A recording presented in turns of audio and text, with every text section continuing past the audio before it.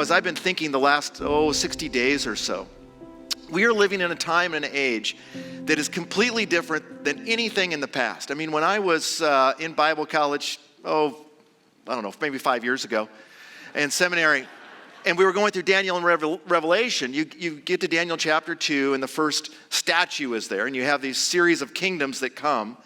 And then, you got the Babylonians and the Medo-Persians and then the Greeks and then the Roman Empire and then the revived Roman Empire. And you've got these 10 kings and you've got this ruler over them. And I was like, how would all that work out that these kings would submit to the Antichrist? And what's very interesting today? People are talking about the rise of China, the decline of America.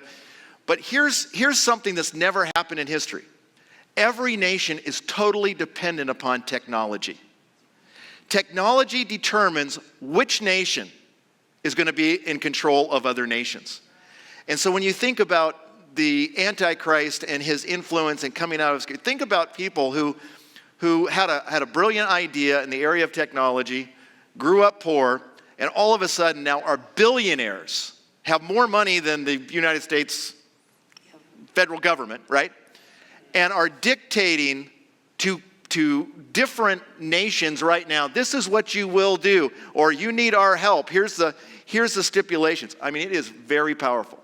It's the rise of technology that's the kingdom that the Antichrist, I think, is going to use to control the 10 kings and influence the world. But remember this, the last part of that statue, it says that there's an uncut stone that comes off the mountain, and that king is Jesus. And he comes and he takes over the whole world, and it says, and there is no end. Read it right there. Daniel chapter 2, there is no end to his kingdom. So we're looking for Jesus. We're looking for a kingdom of righteousness, and Jesus is going to be in control. What do you two think just on the technology side? Last 60 days, it's really the rise of technology. Putin said it. He says, whoever controls AI controls the world. And I think he's right. Oh, absolutely. Watching, the development and, with this chat GPT, it's interesting. I was kind of tongue-in-cheek saying, there's a lot of pastor sermons who are going to improve dramatically just all of a sudden because this, there was a guy not too long ago, he was a trans person who was fighting discouragement and depression, and he told ChatGPT, write me a statement from Jesus that approves of a trans lifestyle. And the language and the way the sentences were structured and the verbiage chosen sounded like a page out of Scripture, but it was blasphemous. And, people are just relying on this already. And, one of the things I think, how many know Chuck Missler?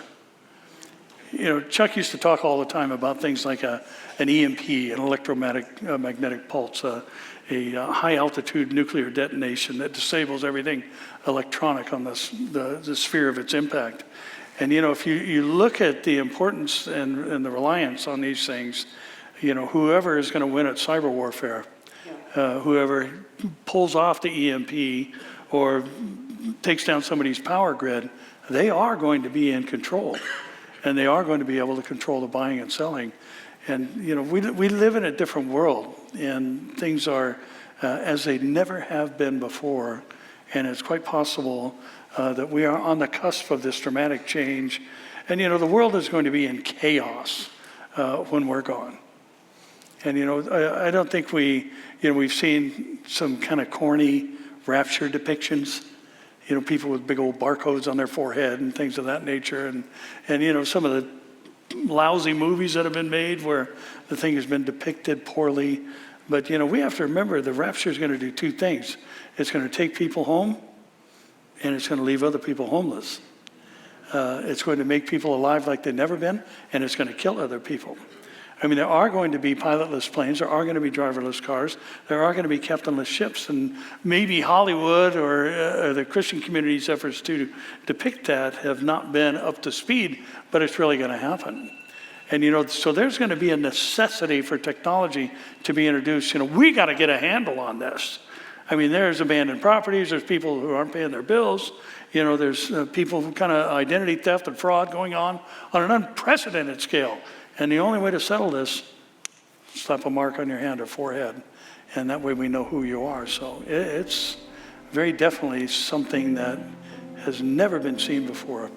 and we are at the door. Well, it's very interesting. There's elites already that had nothing, who are billionaires now, who are saying all of you need to be tagged so that way we can track everybody in the world. It's just very interesting.